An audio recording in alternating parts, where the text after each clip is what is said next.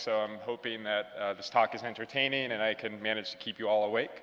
I'm real excited to talk about how we're using untargeted assays to better understand both recognized and relatively unrecognized exposures, and also give an update on how we're no longer just measuring 20,000 features or peaks, but really expanding to hundreds of thousands of compounds or signals. So in my talk, I'll briefly discuss the critical role for untargeted assays in characterizing the human exposome. And I've decided to include a relatively short history lesson in this part of my talk. I think it was very interesting in looking at how untargeted analysis and untargeted approaches have influenced some of the key environmental exposures that we've been studying for the past 70 years. I'll then describe how we're using untargeted assays based upon high-resolution mass spectrometry to generate what I'm referring to as new insight into old exposures. I recognize my talk is about using untargeted assays for emerging exposures, but I think these assays also provide a lot of information on things that we've been studying for a while. And then finally, I'll actually discuss the topic of my talk, or what the title is based upon, is how we're incorporating these untargeted assays to study emerging environmental health concerns. So as we've heard in, I think, every talk that's gone before me, there's been tremendous advances in genomics technologies. Our ability to genotype tumors and prescribe treatments based upon that has really provided revolutionary advances in cancer treatment. However, when it comes to predicting risk for most common disease phenotypes, genomics does not tell the whole story. And this was demonstrated, I think, very clearly in a paper by Steve Rappaport a few years ago, where he looked at monozygotic twin populations to calculate population attributable fractions for a number of common disease phenotypes. And what this is a reduction in the prevalence of a disease if you account for gene or gene by environment interactions. So what you can see from this plot is that for most of these diseases, if you account for these genetic factors or how they're interacting with the environment or the exposome, you're only reducing the prevalence by 40% at the very most. Most of these are under 20%. So what this is telling us, and I think we all recognize this, is that genetics or heritability alone does not tell the full story about human health and disease. This concept of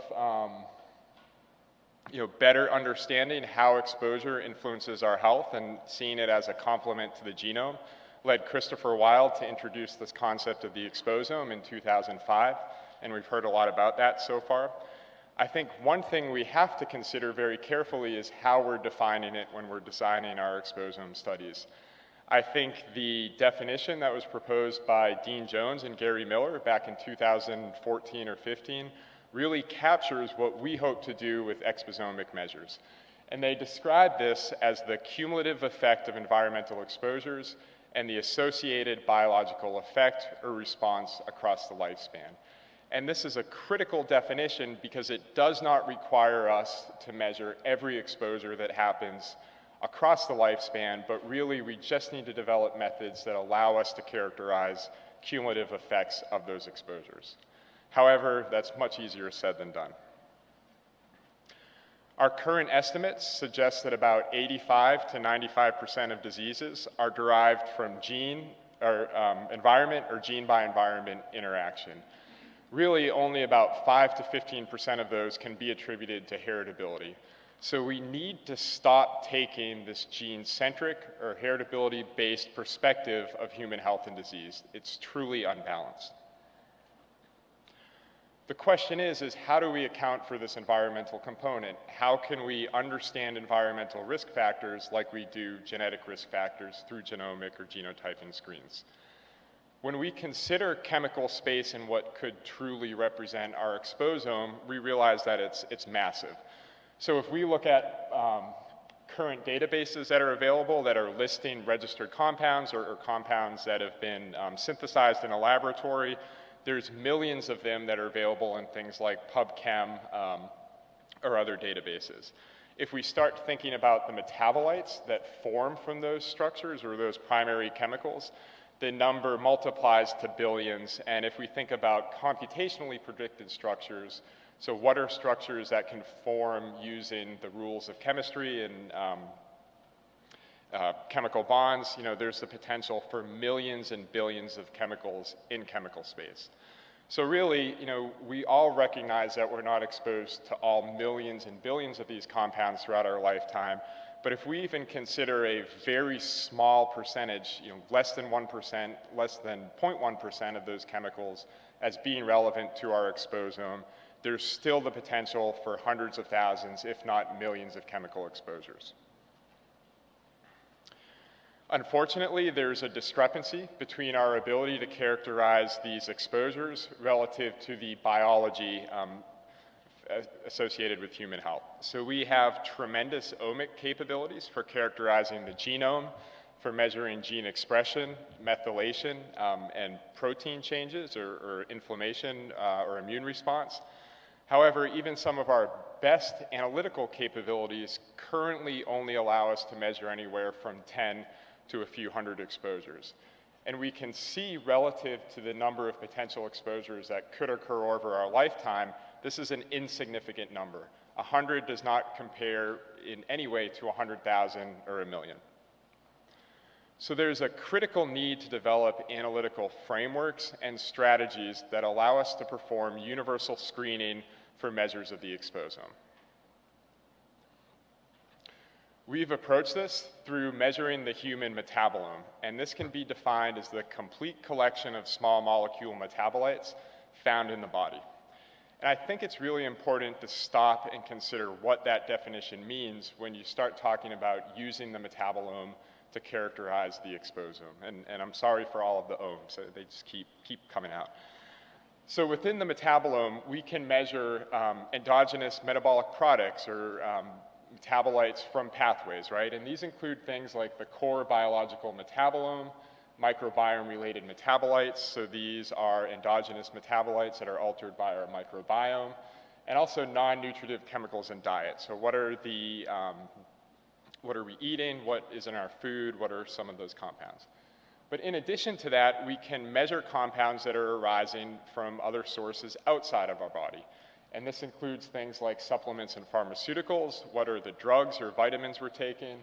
Commercial products, are we being exposed to plastics or other compounds in our drinking water or in our prepared food, as well as environmental chemicals and pollutants. And this point was made earlier, but we also have to consider a huge range huge variation in the dynamic range of these compounds. Many of the endogenous metabolites we're measuring are at relatively high concentrations in the order of micromolar to millimolar levels, while many of the environmental chemicals we're interested in measuring are at very, very low levels, so nanomolar to subnanomolar. The other thing that we have to consider is variability. If we look at the core biological metabolome, those are present at tightly regulated physiological ranges. We do not see a lot of variation across human populations for the metabolites that are critical for life.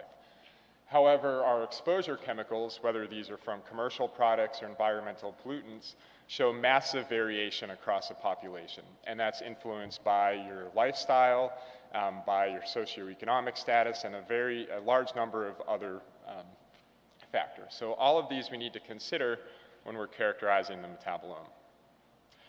But because we have this ability to measure both products arising from outside the body or the exogenous compounds, as well as endogenous metabolites, the metabolome provides a critical measure for the exposome because it links exposure to internal dose, which can be measured through molecules that are forming from exposures we experience, biological response, which can be measured as alterations in endogenous metabolites, and the metabolic changes that occur due to disease manifestation. So when we think about that definition of the exposome, which is the cumulative effect of environmental exposures and associated biological response across the lifetime, we can see that the metabolome provides a measure of both of those aspects of the metabolome or the exposome we want to characterize. Our current estimates suggest that a representative human metabolome contains roughly 1 million chemicals. And that does not mean I think there's a million compounds circulating in my blood or urine or tissue or in any of you, but I think if we want to develop a reference metabolome which is inclusive of a wide range of the population and different lifestyle factors and genetic factors, then we will need the analytical capability to measure roughly 1 million compounds. We suspect that approximately half, or maybe a little less than half, correspond to environmental chemicals or chemicals arising from exposure. So within the metabolome, roughly half of those chemicals are likely derived from exposure and key to measuring the exposome. Therefore, to measure the metabolome on the scale that we need to adequately characterize the exposome, we have to develop analytical strategies and study designs that allow us to incorporate untargeted assays and measures of exposure. We cannot design a targeted assay that's capable of measuring signals or chemical signals on this level. We must adopt these analytical strategies. And now I'd like to kind of step back from this and go back in time and give a short history lesson about how critical untargeted analysis is and how it compares to what we're doing now. So I'm not sure if many of you are familiar with this, but this is an excellent paper that came out in the 70s called The PCB Story, and it describes how Søren Jensen, who is an environmental analytical chemist in Sweden, first discovered PCB, or polychlorinated biphenyl contamination, in ecological samples. So what happened is Søren Jensen was a chemist, and he was measuring muscle biopsies from different birds to measure levels of DDT and DDE, the pesticide. So he was interested in seeing how these compounds were accumulating in tissues. And so he was using a technique called gas chromatography with electron capture detection. And this is a detector that's sensitive to electronegative compounds, and these include things that contain oxygen, chlorine, and bromine. And so when he was analyzing his sample, he found that he could very easily detect DDT and DDE because it was present in very high levels. And look what DDT did to the bird, as well as Joey Ramone. But he also saw that he was measuring a number of other peaks. And it's very, very important to mention is that these were just peaks. They were not MZ values, they were not MS spectra, they were just features. They were increases from baseline in his chromatogram. He didn't know what they were. He could not assign any confidence levels to them, but they kept showing up in his samples. So these were features of interest. He found when he examined other types of tissue samples, so from young salmon, pike, and white-tailed eagle, and this is essentially moving up the food chain, he saw that these compounds were bioaccumulating. So as he moved up the food chain, the levels of these peaks or the intensities of these peaks was increasing. And again, we have to remember that these are not, identified compounds. We're not generating spectra or MS spectra. These would be considered low confident level 5 annotations according to our current capabilities in untargeted analysis. But over the course of 2 years, he kept noticing these and observing patterns of how these peaks were arising in the samples he was analyzing. He also found when he looked at different terrestrial environments, so this was a muscle biopsy from elk, these peaks weren't present. So he wasn't seeing accumulation of these unknowns, but he was very clearly measuring some of the organochlorine pesticides. So about 2 years after he first started noticing these, he received a sample from a white-tailed eagle that was off the charts on his electron capture detector instrument. So the contamination was so high that he couldn't even measure it. Because the levels were so high and the instruments weren't as powerful then as they are now, he was able to take that sample and run it on a relatively new instrument called a mass spectrometer. And doing that, he was able to identify that this compound contained 2 biphenyl rings, or phenyl rings, and it was chlorinated. He didn't know exactly what the structure was, but he could infer some information on it. He suspected that they were PCBs, so based upon this, he bought a commercially available mixture of polychlorinated biphenyls. Hopefully he diluted it an awful lot before he injected it on his instrument, And then he compared the peaks and spectra for the commercial mixture to what he was observing in this white-tailed eagle. And this led him to identify that this unknown peak or feature that he was detecting in all of his samples was polychlorinated biphenyl, and more studies showed that how widely these were present in the environment. And of course, we all know that PCBs are probably one of the more commonly studied exposures in environmental health. So what this does is it really demonstrates the key role untargeted analysis can provide in understanding environmental exposures and what's present in our environment. And it also demonstrates that we shouldn't let ourselves be limited by our identification criteria. If we are seeing a peak that's repeatedly detected in different populations, just because we cannot assign an identity to it or a confidence level doesn't mean it isn't important. And so it really, validates the importance of using these untargeted analysis and not just throwing out everything that we can't confidently identify. There's a lot of important applications and uses for it in a number of studies. So I hope I've convinced you how important these untargeted approaches can be for characterizing the exposome and understanding exposures. So now I'll discuss how we're using high-resolution mass spectrometry to characterize exposures themselves and biological response to them. So within the metabolome, because we have the ability to characterize both internal dose and biological response, we have a framework for comprehensive measure of the continuum from exposure to disease. We're able to measure the biomarkers that arise from the exposure, whether this is the original compound or metabolites of it. We can look for intermediate biomarkers of effect. So do we observe associations in metabolic pathways or alterations in pathways associated with that exposure, as well as the physiological manifestation of the disease. So we know that there's metabolic changes and adaptations that occur when a disease process begins and as it manifests itself, and we can characterize that through the metabolome. This also provides a framework for us to establish causality or infer causality that's not based upon longitudinal analysis or large-scale prospective studies. So we know that we can use cross-sectional studies that have extensive exposure phenotyping to exposures we've measured previously. So for example, clinical exposure studies or occupational exposure studies, we can use those to characterize metabolomic phenotypes of specific exposures.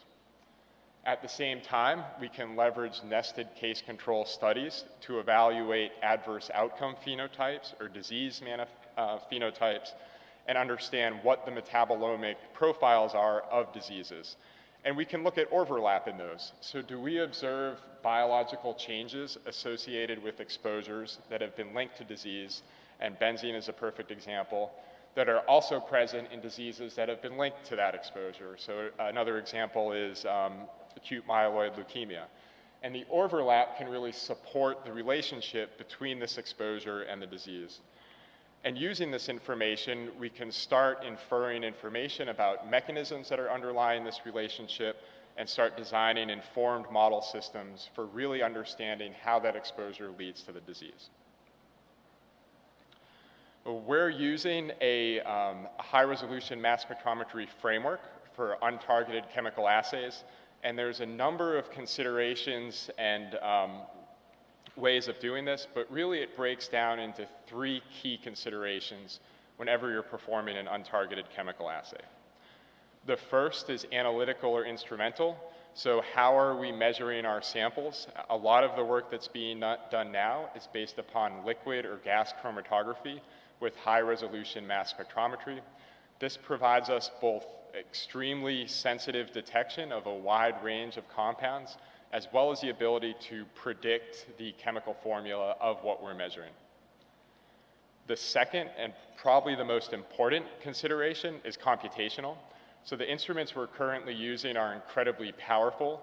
They're capable of generating gigabytes of data for every injection we're performing. However, we need algorithms and approaches that allow us to take this very complex data, identify true signals from noise, integrate them, and combine them or align them across samples. We also need computational approaches for predicting what we're measuring. So we can use the accurate mass measurements from the mass spectrometer to predict formulas. However, there's a lot of challenges inherent in that, and it's difficult to assign certainty to many of the annotations we have from this data. And finally, there's this concept of validation. And in an untargeted study, validation takes on multiple meanings. The first is validation or verification of what you're measuring is actually what you think it is. So if we have a signal, we find it's associated with our outcome, and we predict a chemical formula, that is still just a prediction, and that's relatively low confidence. We want to know for certainty whether the compound we're measuring matches the formula and eventual structure that we predict it is. And this is done through a number of analytical approaches. The most common is comparison to an authentic reference standard of the same compound. However, those are often, if rarely, ever available when we need them. The second is in terms of the study itself. So if we identify a biomarker of a disease, can we take that biomarker, measure it in an independent population, and replicate the findings we had from our initial study? And that's, again, another very important consideration when you're talking about identifying metabolic changes or profiles of a disease. We saw this figure in Dr. Birnbaum's presentation. However, the coloring in mine was somehow lost in the translation from a Mac to a Windows PC, I'm assuming. But in order to really operationalize untargeted assays for the exposome, we're using multi-platform analytical frameworks.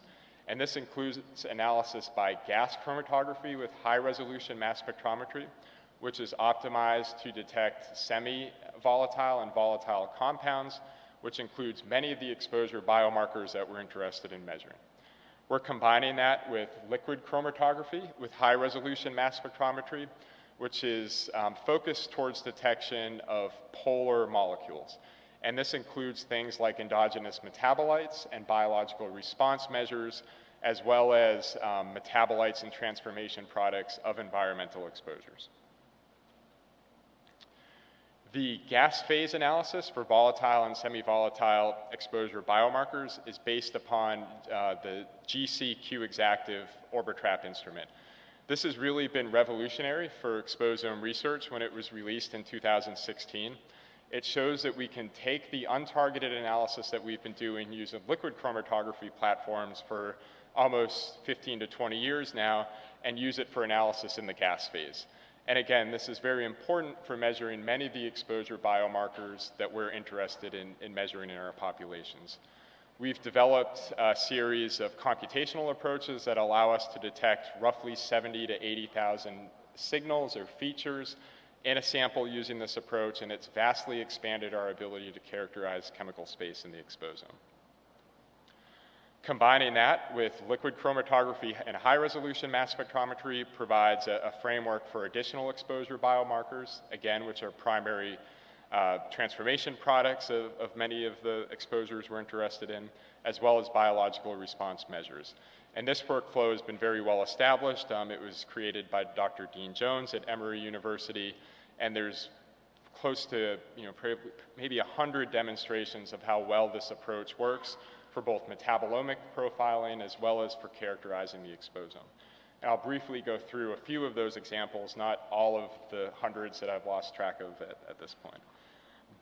So one of the first studies where we really demonstrated the utility of these untargeted approaches to characterize exposures was through a collaboration with researchers at the National Cancer Institute who were studying the early biological effects of exposure or occupational exposure to trichloroethylene.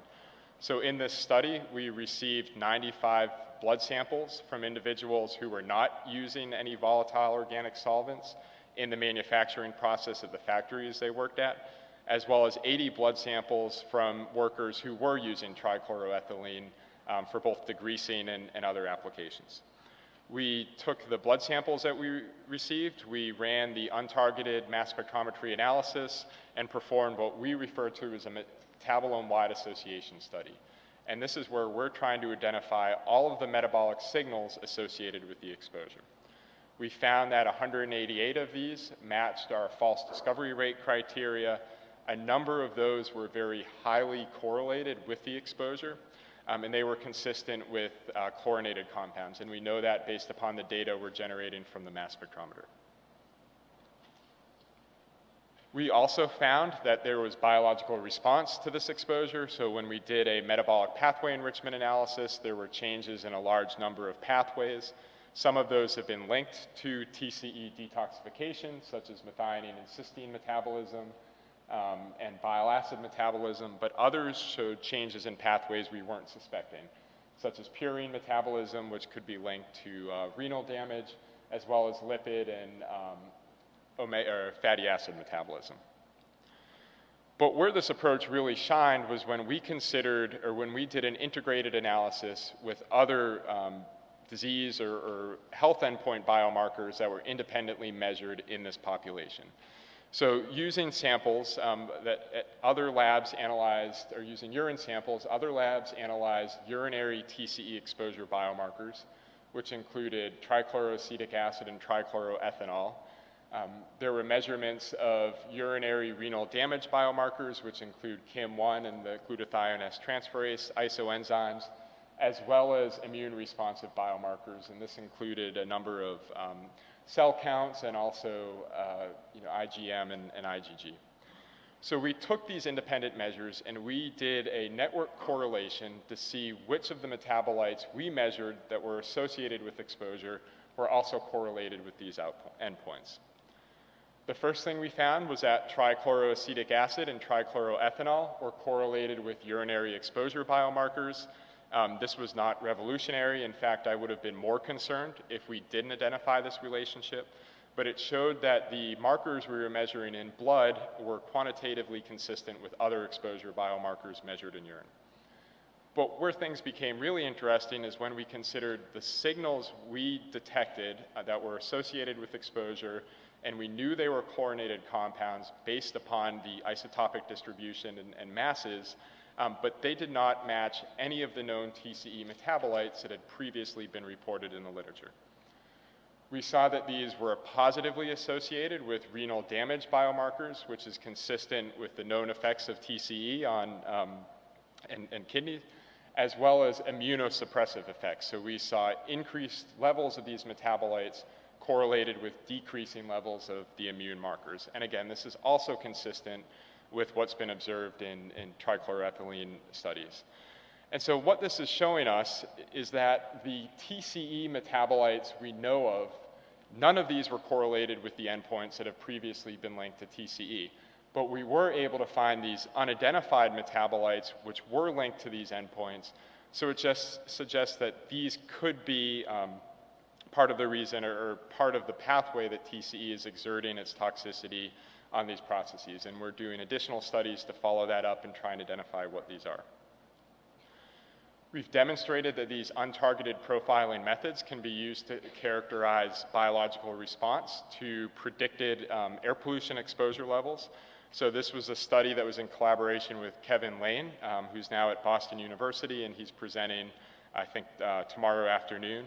And what we're able to show in this study is that annual time and activity adjusted ultrafine particulate exposure levels could be linked to biological response measures in the metabolome consistent with endothelial dysfunction and oxidative stress biomarkers.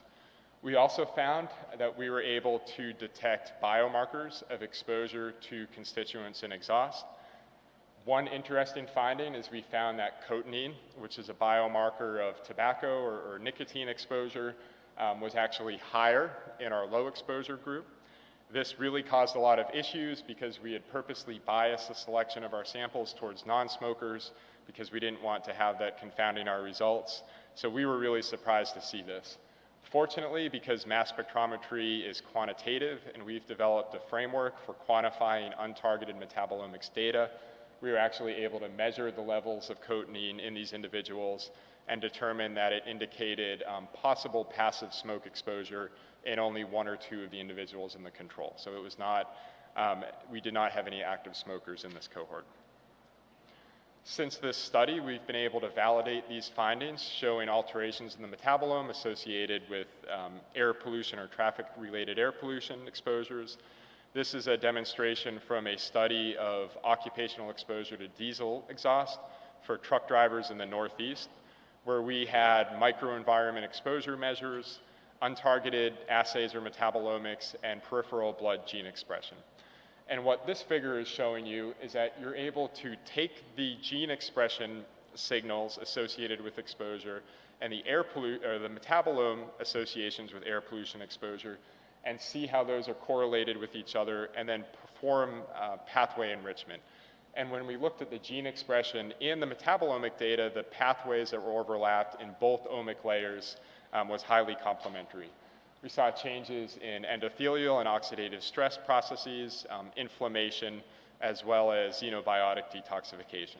So what this is showing is that we can use these untargeted assays to really cross omic layers and provide even more insight into the biological responses associated with disease and start thinking about how those could be linked to disease processes. We've since validated this even further using controlled exposure studies, and so this is a collaboration with the University of Rochester, specifically Mark Utel and Mark Frampton, where they had volunteers who went into an exposure chamber and were exposed to ambient or concentrated ambient ultrafine particles for approximately 3 hours. They collected blood over the course of this exposure and they provided that to us for untargeted metabolic profiling. When we performed the analysis and identified signals associated with the exposure, they were highly consistent with what we saw in the initial study where we were looking at annual air pollution exposure levels, as well as what we found in the trucker study. And that was largely related to changes in immune and inflammatory pathways such as leukotriene metabolism and linoleate metabolism. We're also leveraging these platforms to understand exposures that are occurring in clinical populations, and this is highly consistent with what Dr. Wright presented in his talk. This is an example of looking at changes in exposure biomarkers in critically ill patients. So this was a collaboration with Greg Martin at Emory University. And in this study, we had critically ill individuals who were in the ICU for acute lung injury who were treated with either placebo or albumin, and they were basically tracked for their outcomes. And we wanted to see how time in the ICU, which is typically spent in a catabolic state and could lead to release of lipophilic compounds that have been stored in fat, was associated with changes in levels of these lipophilic compounds over time. We found that some did show a positive association with time, so the more time spent in the ICU, the blood levels of these increased. However, others did not, and they were relatively stable over that time point. And so these approaches could easily be incorporated into clinical studies, and these exposures could also be very important to the outcomes that we're observing in the ICU. They were also associated with biological response molecules, and I'm not showing it here, but when we look at exposure by metabolome interactions, there was enrichment in pathways related to, again, immune signaling and oxidative stress. And finally, we're using these combined approaches to better study diseases, and this is an example of an exposome-wide association study of primary sclerosing cholangitis and primary biliary cholangitis, which is a collaboration with the Mayo Clinic, Columbia University, and Emory University. In this study, we used untargeted platforms to characterize both exposures and biological response to them. Using this approach, we were able to identify roughly 50 compounds that were associated with primary sclerosing cholangitis. The metabolome also showed a very large alteration according to the disease status. So when we compared primary sclerosing cholangitis and primary biliary cholangitis patients, both of these are liver disease, we found that the biological changes associated with each of the diseases was very consistent. However, the individual compounds themselves were different. And so this further supports the use of an exposome approach to study these diseases, and we're currently trying to figure out why these are so different. Pathway enrichment showed changes in a number of processes we would expect to be associated with a disease like this, including amino acid pathways and immune and inflammatory pathways, and many of these were correlated with the exposures. So what this allowed us to do is take the exposures that we're measuring in our EWAS analysis and integrate it with the biological response And that provides better or more information or insight into which exposures we should be studying, so which are leading to the largest biological impact. And so with the combination of these untargeted assays, we now have the capability to provide the functional measures and sensitivity needed for environment-wide association studies of human health and disease.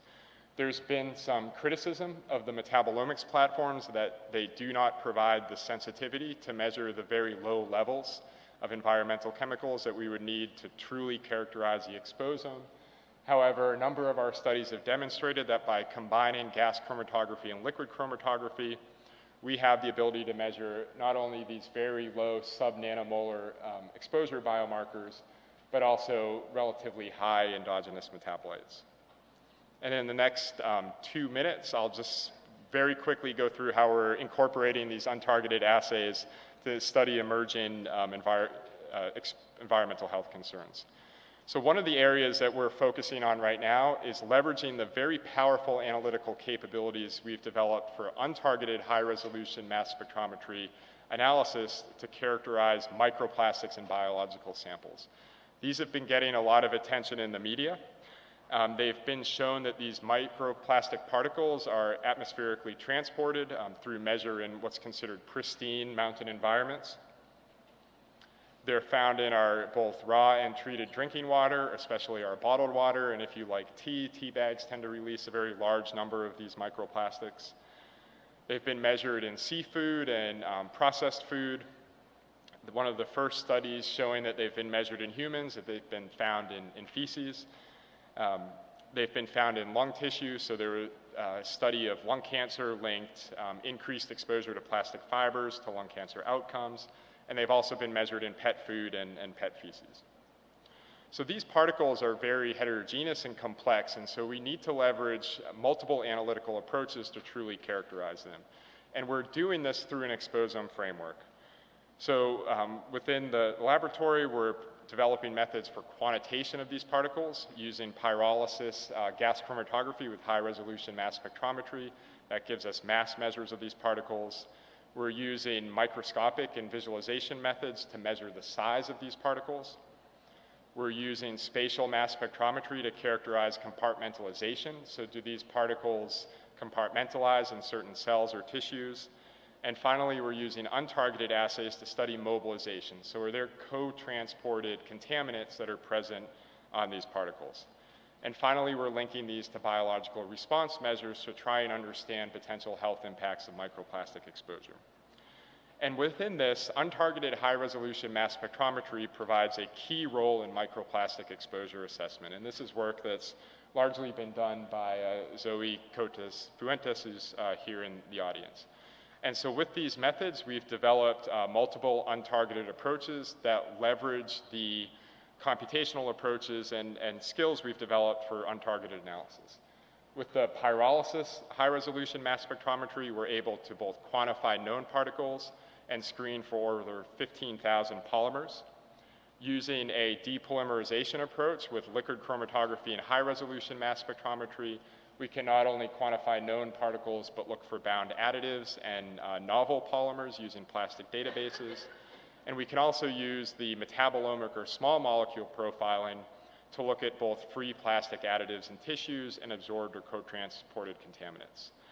And current approaches current studies in our lab are leveraging these approaches to understand in utero exposure to small and nanoplastic particles through measurement of placenta.